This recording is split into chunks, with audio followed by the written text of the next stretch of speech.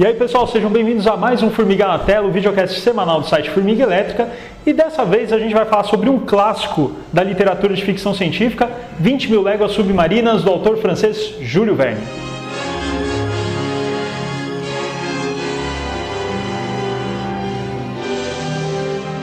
Bom, a gente está falando aí dos primórdios da ficção científica, né? Século XIX. Beabá, exato. Um pouco antes teve o Frankenstein de Mary Shelley, inaugurando essa fase moderna da literatura de ficção científica. E o Júlio Verne vem em 1870 com 20 Mil Léguas. Um pouco antes ele já fez outros trabalhos, né? Viagem ao Centro da Terra, tudo mais.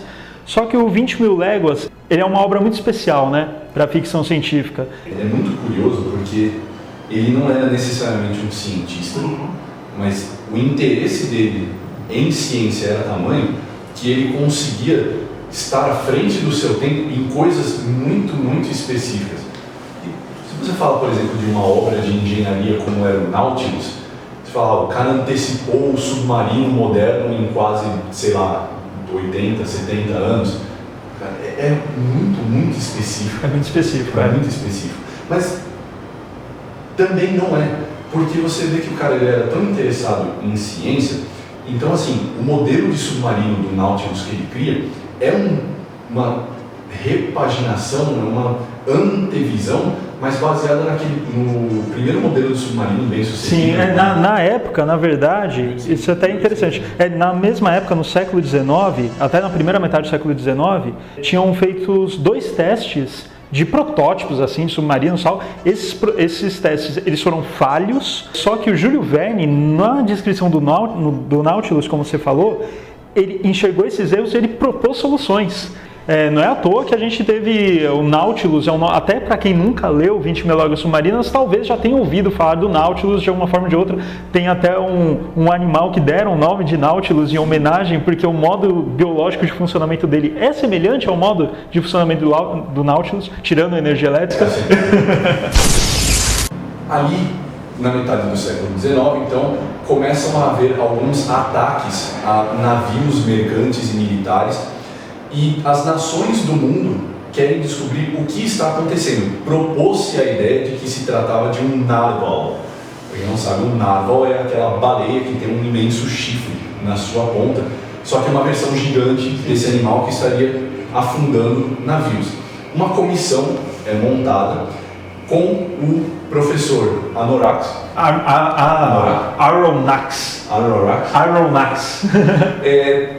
Um arpoador profissional, que na época era uma profissão em voga, tá? Um baleeiro e arpoador, o Ned, e o ajudante do professor. Eles partem em missão e o navio em que eles estão é atacado, e quem os atacou é justamente o Nautilus, comandado pelo Capitão Nemo. Ali eles descobrem uma microsociedade que existe dentro do submarino, de pessoas que renegaram completamente os seus laços com a Terra. E esse trio é mantido prisioneiro, mas eles são livres para circular pelo navio. É mais ou menos a maneira de dizer, olha, vocês vão ficar conosco para sempre, vocês não são nossos prisioneiros, mas vocês não vão sair daqui. Exato. E aí se passa todo aquele modelo clássico de aventura do século XIX, eles visitam inúmeros lugares, veem coisas estranhas e fantásticas, mas, aí a gente já entra um pouco na crítica do livro, todas elas têm a sua relevância. Assim, nada do que o Verne escreve é uma aventura simplesmente por ser, não é uma Minas do Rei Salomão no meio da água. O Verne, ele não só tinha uma preocupação científica, que a gente necessariamente vai falar mais disso, então eu acho interessante a gente mencionar algumas coisas primeiro. Mas assim, ele era uma pessoa politicamente engajada. E eu acho o Capitão Nemo um dos personagens mais interessantes criados pelo Verne, justamente por causa disso. Ele é um dos personagens mais politicamente engajados que ele já criou. Pra quem não sabe, o Capitão Nemo ele era indiano, não lembro. Então, no livro não deixa claro. Tem indícios que ele é do Oriente, mas em nenhum momento deixa explicitamente claro exatamente a origem dele. As evidências que a gente tem de que ele teria origens ali nos reinos da Índia, tá, gente? A gente está falando do século XIX, a composição geográfica era bastante diferente, a Índia estava sob ainda expansão e conquista do Império Britânico, e o que é extremamente importante, porque é aí que reside a crítica social da Verne.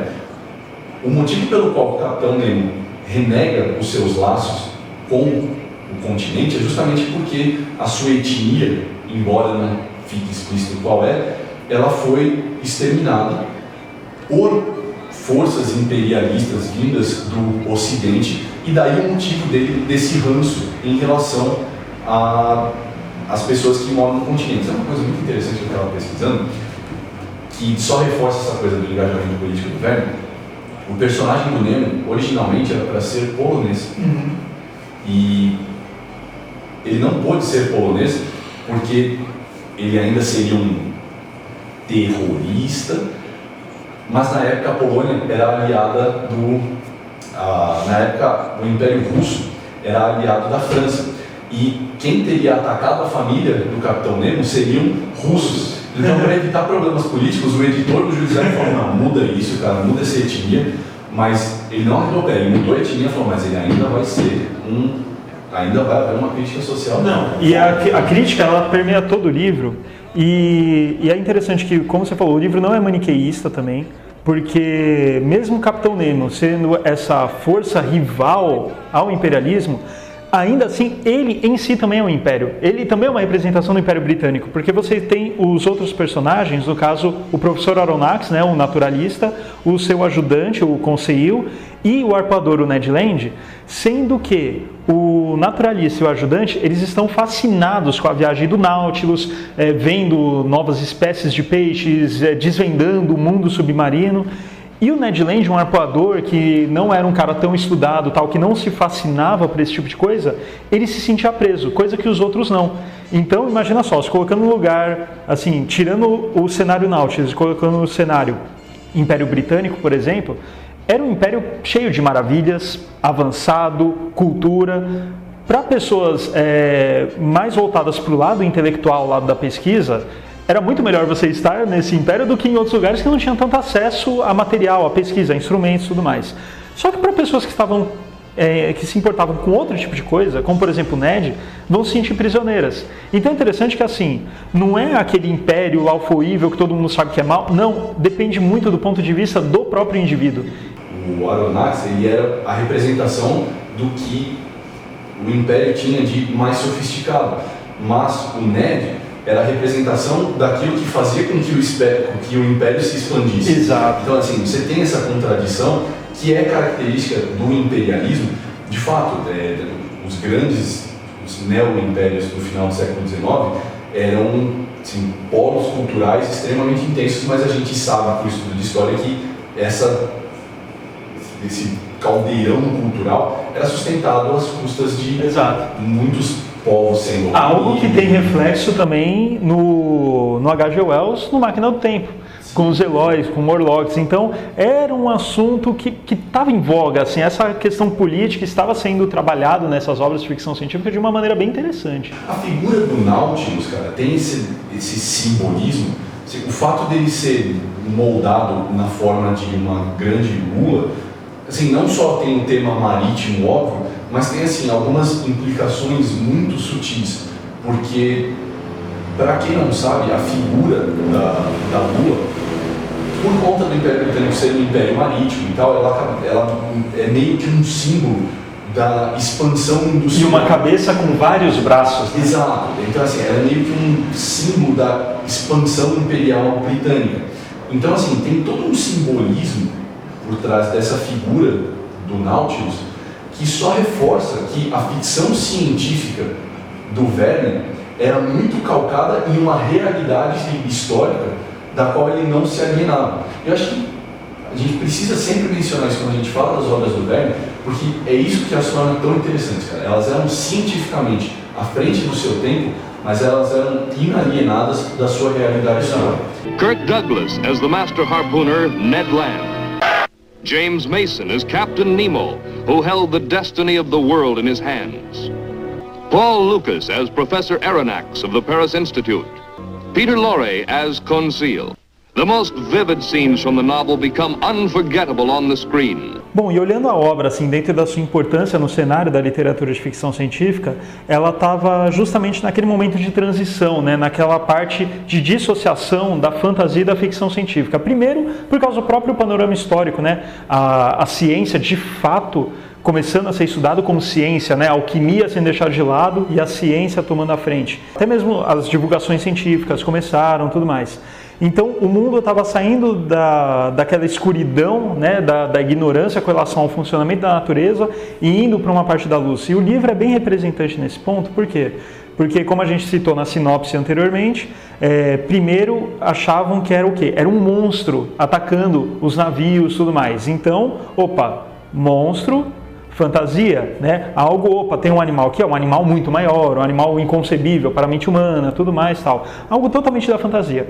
A partir do momento que eles encontram com aquele monstro e veem que não é um monstro e sim um maquinário, aí a gente entra no mundo da ficção científica. Então é justamente aquela mudança na literatura. Então, gente, antes, quando você tinha, sei lá, o Bispo Goodwin falando que o homem ia para a Lua içado por gaivotas, esquece isso. Agora a gente pode construir construtos. Lembrando que esse livro ele foi escrito na época depois da Revolução Industrial. Então o homem não dependia mais do que? Da natureza. Não precisava mais rezar para um deus do vento para soprar as velas, não precisava mais depender da chuva, não precisava mais. Agora, navio a vapor, faça chuva, faça sol, faça vento, não faça vento, ele vai. Os grandes maquinários movidos a carvão, independente das condições climáticas, tudo mais, da vontade divina, por assim dizer, não importava mais. O homem conseguiu domar a natureza nesse sentido. Tanto é que tem uma representação bem interessante disso, naquela pintura, que é um grande símbolo do iluminismo, né, que mostra a razão jogando o cetro, né, na ignorância, e daí tem um leão que representando a força da natureza sob uma coleira, né? Então isso é muito representativo dessa época. O Verne ele não se priva de usar a fascinação, principalmente na figura do professor, usar a fascinação dessa descoberta, desse mundo desconhecido, em relação à perspectiva humana que você falou da coisa do Ned, que é muito clara. O personagem do Ned, ele, curiosamente, me lembra também um outro livro que trabalha analogamente com essas ideias, que é o Moby Dick. Porque você tem a figura do Capitão Ahab, e você tem lá o Ishmael, acreditando piamente que eles estão perseguindo um monstro colossal, algo sobrenatural, demoníaco. E lá no fim do livro, quando eles finalmente encontram uma baleia, você percebe que era só uma baleia. E o monstro estava na cabeça do Ahab, o verdadeiro monstro era o Ahab. E no 20 Mil Léguas tem algo análogo, você vai percebendo a fascinação que esses personagens têm em relação à natureza, mas curiosamente quem prende o livro, a Terra, né, para usar uma metáfora, são as figuras do Ned e do próprio Capitão Nemo. Sim.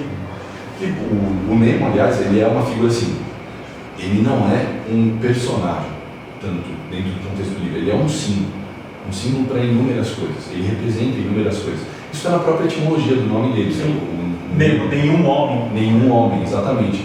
Que é uma referência, inclusive, da outra obra náutica, que é a Odisseia.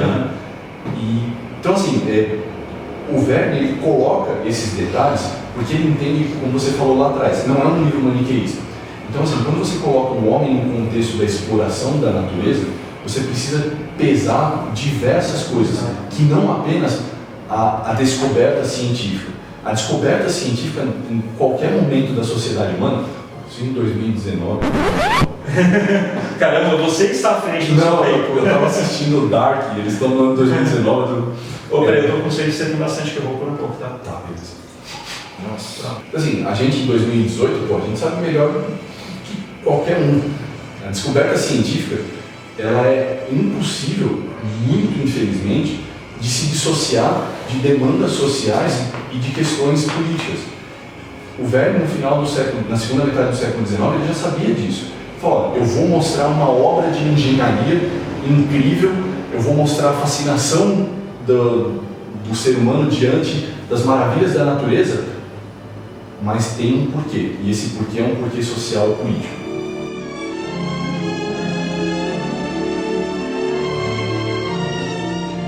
Se você for pegar 20 Mil Léguas e ler hoje, o ritmo da história, ele é comprometido não necessariamente pela época em que foi escrito, mas principalmente por causa do interesse do Verne em mostrar algumas maravilhas, né? Então vai ter uma parte que quase todo o capítulo está falando de espécies de peixes, temperatura da água, tudo mais. Coisa que para alguns leitores vai ser fascinante, coisa que para outros nem tanto, né? E isso é legal porque dentro do livro está relacionado, porque a gente tem a figura do professor Aronnax, que é um naturalista, só que daqueles bem by the book, categórico e tal. Você tem o Conseil, que é o cara jovem e fascinado por essas novas descobertas, tanto é que tem uma parte muito marcante no livro, que ele leva um choque de uma raia, e logo depois que ele leva o choque, assim que ele recupera a consciência, ele já pega o caderninho e começa a descrever a espécie. Oh! Exato, então yes science! Né? E, em contrapartida, a gente tem a figura do Ned Land, que ele não quer saber disso, ele quer a liberdade propriamente dita, né? Então... voltar a estripar raias. Exatamente. Mas é interessante que, assim, ele coloca, de fato, representantes praticamente emocionais, né, de cada ponto de vista da sociedade. Então, por exemplo, o Conseil, Império, vai em frente, se se expanda, porque eu quero conhecer isso aqui, eu quero catalogar isso aqui. E você vê que não é por maldade, é por um fascínio, e é compreensível. Do mesmo jeito que é compreensível a questão do Ned Land, porque, afinal, muitas coisas, muitas descobertas científicas, infelizmente, em alguns quesitos, elas dependem da exploração de determinadas pessoas. Infelizmente acontece, nada é perfeito. E isso é um aspecto social fascinante no livro. E outro aspecto fascinante do livro, que é como a gente falou antes, é que, no caso, ele pega esse cenário exótico do fundo do mar, né, e explora isso com uma maestria tamanha. Tudo que ele coloca lá era validado para a ciência na época, então na época tudo que ele coloca é possível. Hoje em dia tem algumas coisas já defasadas, mas é engraçado que, assim, a gente está falando de uma obra da segunda metade do século XIX, e até hoje a gente não tem tanta informação sobre o mundo submarino. E o legal é que o Júlio Verne, mesmo que tenha a questão da aventura, com Lulas atacando Nautilus e tudo mais, essas batalhas, ele não mostra o fundo do mar como um ambiente unicamente hostil. Ele mostra como um ambiente a ser descoberto. Diferente de outros autores mais pro horror, o Bradbury, o próprio Lovecraft e tal, que usavam como um belíssimo cenário pro horror, o Verne mostra, gente, a gente tem que explorar isso aqui. Hoje a gente sabe mais sobre o espaço do que sobre o fundo do mar. E é um problema, porque se a gente pensa na Terra como um bioma do qual nós fazemos parte indissociavelmente, deveria saber mais sobre o fundo do mar do que a gente sabe hoje. Acho que às vezes falta essa fascinação que o Verne tenta transmitir, e aí também reside, você falou, o livro, ele, em alguns sentidos, ele é um pouco datado, sim, mas ele ainda é tão importante para transmitir essa fascinação com a descoberta, e a gente não sabe tudo sobre o mundo. Não, e nem no próprio livro, que está até o título, né? 20 mil léguas submarinas. E isso daí é o quê? É que no início do livro, quando eles são capturados, eles estão lá perto da costa do Japão, e no final do livro, quando eles escapam, desculpa spoiler, mas século XIX. São só 170. Aí, quando eles escapam no final do livro, eles estão perto da costa da Noruega. Então, assim, você explorou muito, mas não explorou nada, né? No fundo, você percebe que a demanda, a busca pelo conhecimento científico, aí reside uma outra crítica que eu acho interessante, a busca pelo conhecimento científico, ela é sempre atravancada por conta daquelas picuinhas políticas, aquelas necessidades individuais, às vezes de abraçar essa oportunidade, você ter essa maravilha da engenharia científica para explorar esse universo desconhecido. No fundo, o livro acaba centrado o tempo todo, porque eu quero a minha liberdade, porque eu quero me vingar do continente. Gente, olha isso que tem à frente do livro. O próprio Nemo, reside essa ironia nele. Você criou uma maravilha fantástica, você tem acesso a um universo que as pessoas do continente nem imaginam. E você não quer dividir isso. Você está preocupado com aquilo que aconteceu, por trágico que seja, lógico. A gente não releva aquilo que aconteceu ao personagem, que o Verne constrói muito bem, dá muito fundamento para o personagem, mas para nós que somos fascinados com a parte da ciência, você está preocupado com aquilo, olha o universo que você tem à sua frente, pô. Exatamente. Bom, se você ainda não leu 20.000 Léguas Submarinas, é um livro obrigatório para todo mundo que gosta não apenas de literatura de ficção científica, mas literatura no geral. É um livro muito emblemático. Tem uma edição da editora Zahar, tem link aí na descrição do vídeo que você pode acessar na Amazon, dar uma conferida, saber um pouquinho mais. Não deixe de dar aquele like aqui no vídeo, inscreva-se no nosso canal, basta clicar aqui na cabeça do Rafa, nessa formiguinha que está aparecendo. Curta a nossa fanpage no Facebook, acesse nosso site formiguaelétrica.com.br. Se você gostou do programa, quiser dar sugestões de pautas, pode colocar aqui nos comentários ou mandar um e-mail para natela@formiguaelétrica.com.br. É isso, até semana que vem. Ahoj!